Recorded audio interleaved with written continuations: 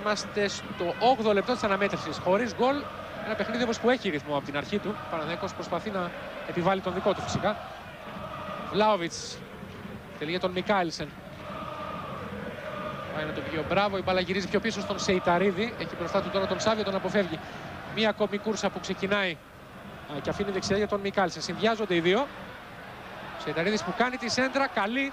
Δεν έφτασε όμως τον Βλάοβιτς. Λιμπερόπουλος απευθείας στο σουτ. Καλό γκολ στα δίχτυα. Εκπληκτικό γκολ από τον Νίκο Λιμπερόπουλο και ο Παναθηναϊκός ανοίγει το σκορ μετά από 8 λεπτά στο γήπεδο της Λεωφόρου Αλεξάνδρας.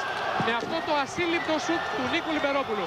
Που νομίζω ότι κανένας γκολκίπερ στον κόσμο δεν θα πω. Κίνημά της ο Παναθηναϊκός από την πίεση κατεβάζοντας την μπάλα, από την ενέργεια του Σεταρίδη.